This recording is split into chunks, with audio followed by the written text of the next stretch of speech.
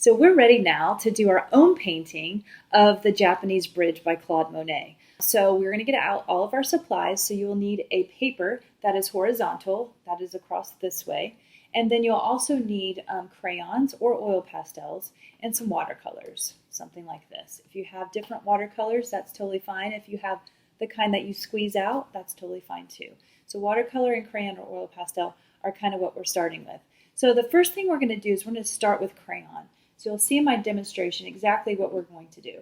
So the first thing I'm going to do is take my green, and I'm going to put a line kind of in the center but down a little bit right here, straight across like that. And then I'm going to do a squiggly line that goes out like this, and a squiggly line that goes out like this. So it almost looks like a volcano, even though it's not a volcano. And also I forgot to mention that when you are doing these videos, you can definitely hit pause, and that way you can get caught up. I'm going to keep moving to keep the video moving and not to have a video that's super long, but you definitely need to pause and catch up. That is totally fine, or rewind. So that's great about this kind of class, that you can take it at your own pace. So the first thing we did looks like kind of like a volcano, but it's not really. I'm using a light green.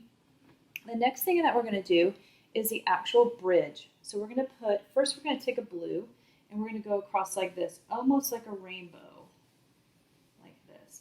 Now, I'm going to get it on there kind of first, but then I'm going to take it, I'm going to do it very dark, very heavy, not necessarily dark, but very heavy crayon. Because when we're doing our watercolor and crayon, our crayon will show through the watercolor and let the crayon show through. So what I always say, when there's a battle between the crayon and the watercolor, the crayon wins. So I've got one part of the bridge. I'm going to do another part of the bridge across the top of this, right above it in blue. And you can use whatever colors you want. You do not have to use the same colors as me, or even the same colors as what is on here. So I've got two blue lines. It kind of looks like a rainbow. So I'm also going to put some green on here because there are some green areas. So I'm going to put some green right above my blue. Light green. I'm using light green, but you could use regular green. Light green right here. Pressing hard. So then I have what looks like kind of like a rainbow, but it's really the bridge. The next thing I'm going to do is use white, which is an interesting thing because white, sometimes you think, why would you have white and why would you use a white crayon? But when you use a white crayon and then use watercolor on top, it becomes a cool surprise. So your white will show up later in when we do the process of watercolor. So I'm going to put some white underneath my blue, and you won't be able to see me do this because white doesn't show up very well on white paper, especially doesn't show up on my camera. So I'm just trust that I'm putting white underneath this blue, and I'm touching it kind of like the green touched the blue. I'm going to do the same thing. I'm going to do one on top of the green here. And you can do this in whatever order you want.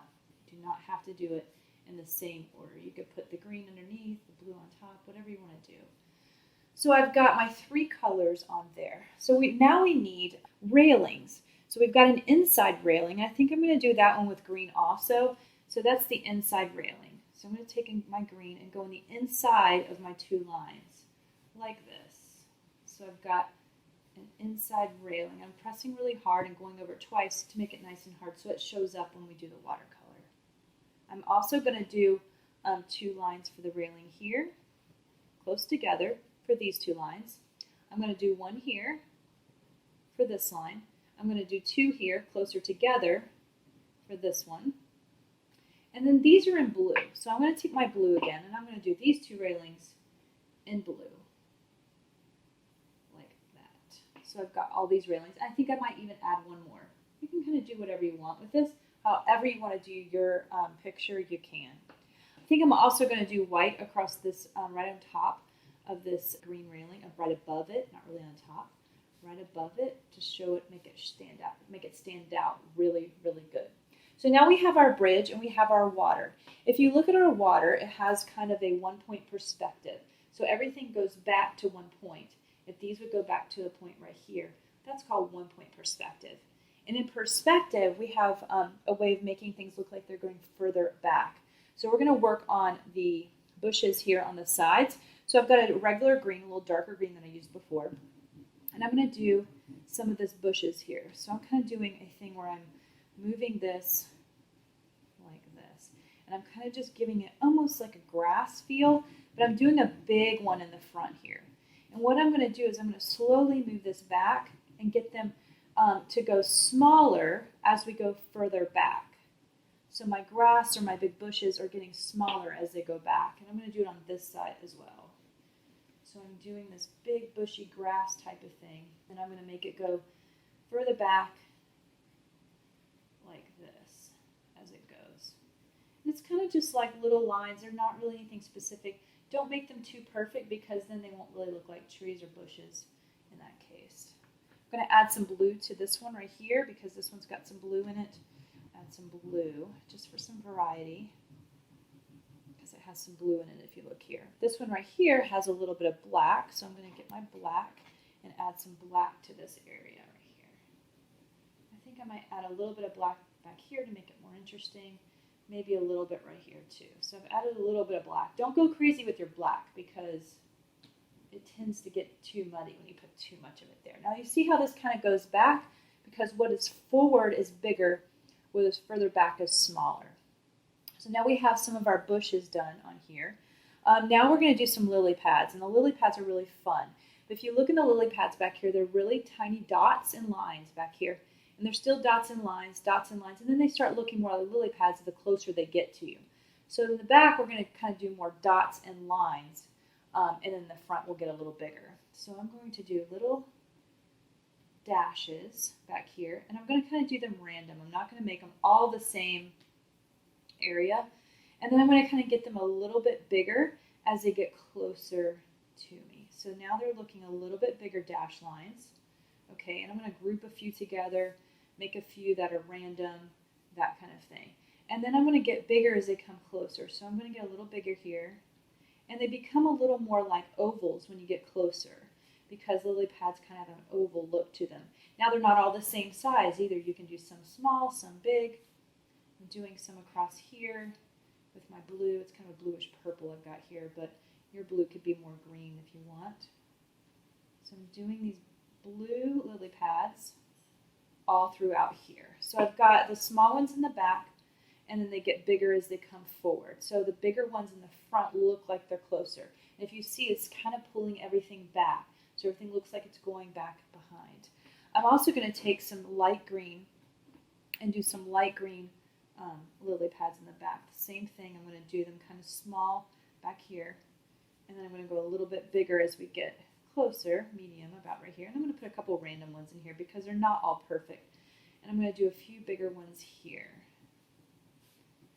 I have a little more blue ones if you see in the picture. There's a few more blue ones than there are green, but we'll put a few green ones in here. Okay, so we have our lily pads. They're going back. One thing that's missing on top of the lily pads is the actual little flowers. So I'm going to take a pink color and do a couple lily pad dots back here to make them flowers. They're tiny little dots here. They get bigger as you get closer. So I'm going to go a little bit medium size right here. I'm going to go medium size right here. And then I'm going to get a little bigger as we get closer here. Bigger ones. And I'm not going to put them on every single one of them. I'm just going to put them on a few random ones. And I think I'm also going to take white and do the same. So I've got my white crayon here. I'm going to put a couple dots of white lily pads in the background. And I think I'm going to go over and do a circle around some of these flowers here because it'll give it an interesting effect. Not all of them, just a few. And then I might do a few white lily pad flowers on here too. A few white ones like that. So now I've got my white lily pad and my white lily pad flowers and my pink lily pad flowers on here. So the next step for the water itself is I'm going to take a yellow and I'm going to do something. I've been telling you to press really hard on these things, and I'd rather you not press super hard on this one. I want you to go up and down and lightly put yellow back here. So I'm going to do yellow lightly. So it's barely showing up, just a little bit of yellow, not pressing real hard, just yellow streaks up and down. And it doesn't even have to cover everything, just hints of it all over the place here. So I'm doing yellow streaks all the way down. In between everything and on the shoreline, all of that. Okay, and I think I might take my yellow and do a little bit in here also in this grass, because I think it needs some yellow in the grass itself. Because I think it needs some more depth. I also think that we need to get our green, and we need to cover up some of this lineage here. The line we made, the squiggly line that we made in the beginning, we want to cover some of that up so it doesn't look like we made a squiggly line. It just looks like it's part of the shoreline instead. So we're going to cover up some of those little areas where that happened. Okay. So now we're going to put a little bit of color in the background, and then we'll start painting. So if you look in this picture, there's a lot of this way, up and down vertical strokes and this side. So I'm going to take a light blue, and I'm going to put a little bit of light blue in here going up and down. And I'm doing this very lightly. We do not want to color real heavy here because we're going to put watercolor back here. We want some of it to show through, and we want this to be very subtle. Meaning subtle means it's not super noticeable. It's just kind of there, but not too crazy. So we'll put some of this in the background like this, really, really lightly. You can kind of go over top of some of the blue here. It's okay. I think I'm also going to put some green in there because there is some green that kind of goes up and down here. I'm going to take my light green and put a little bit of light green in this background too. And I'm going to go right over top my blue a little bit. I'm going to go down into here. I'm going to just give this a nice, good coat of some different blues and some different greens. So this is a little bit darker blue. I'm just going to put a little bit of this in here, not a lot. We're going to cover this whole background with a light little bit of blue and green. This is looking a little bit purple, so I'm going to get my yellow back out and put some yellow back into here because there's some yellow in here. Cover all of this.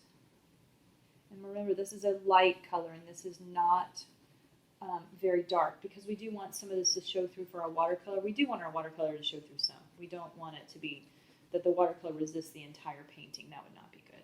So I'm going to get some light green here, some light green over here, this side. I'm going to go all the way down, just kind of streaking this in here. I'm going to get my darker green. I'm going to do a little more darker green on this corner here because there's a little bit darker green in this corner. Maybe put a little bit more green in here. We're just kind of filling in some of this area with a little bit of color so we have some semblance of background. Okay, so we also have a little bit of black in a few areas that I missed, and there's some black down through here. So I'm going to take it and I'm going to do black. I'm going to do it in this horizontal direction. I'm going to put a little bit of black. I'll go over some of my lily pads because it does need some depth a little bit. So I'm going to put a little bit there. I'm going to put a little bit back here to give it some more depth. Maybe a little bit right here and right here. And this kind of gives it some more depth as far as going back too. So I think that we're ready to paint now. So we have our whole thing done with crayon, and now we're going to work on painting. So I'll be right back with the painting part. Okay, so we're back now with our painting and ready to do our painting part. So you should have a watercolor set similar to this, or if you have the kind that have the squeeze tube, that's totally fine. Or if you have a bigger set or a better set, that's even better. So we also want to have our water with our brush or brushes.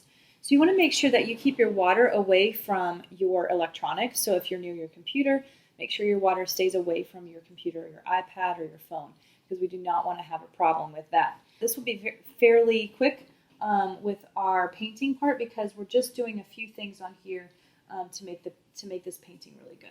So I'm going to take, I think I'm going to do blue in the top. So I'm taking my blue, dipping it into the water, and then dipping it into my watercolor. And then I'm just going to color right over top of my crayon, right over top of my bridge and everything. So I'm going to put blue back here first. Then I think I might do a little bit of green also. And when you do the green, or any color, the less water you put in the watercolor, the more vibrant the color will be. So I'm doing blue and green and just kind of alternating the two in the background. I'm just doing the background, not doing the water yet, just doing the background of this. Doing some green, I'm going to do some more blue down here. And just kind of covering that. This is kind of the fun part because it's however you want to do it is great. You just kind of cover everything up. And what happens is, if you look, my white crayon is showing up, which is really a really cool effect. I love the resist effect of the watercolor and the crayon. So I'm going right over top of my bushes, right over top of all of this. Cover up all of your painting and mixing it up. And your watercolor will show the white through there. We're not going to actually do the blue in the water because the water is not blue. It's actually reflecting everything around it. So we're going to do green with the water. And we're going to go in this direction, back and forth in the horizontal direction. I will put a little bit of blue in there, but it's mostly a green or a green blue. So I'm going to keep doing green and blue and kind of mixing them up, and I'm covering everything. Now you can see my cool flowers are showing through where the white was, which is a really fun effect. I'm going over all the water and all the bushes. I think I might put a little bit of blue down here. I'm going in the horizontal direction because the water is going in the horizontal direction. So now I have my Japanese bridge painting done. You can see the actual bridge comes through and the watercolor comes through, and it's a really fun project. I can't wait to see what you do with your Japanese bridge, and please post it in the comments of the classroom page. I would love to see pictures of you doing the actual project, and maybe pictures, and definitely pictures of the final project. So definitely have fun with this. Do your own colors if you want to do different colors than what I did. If you want to do it differently, that's totally fine. I would love to see what you come up with. So I will see you next week with a new project and a new artist. Have a great week and be creative.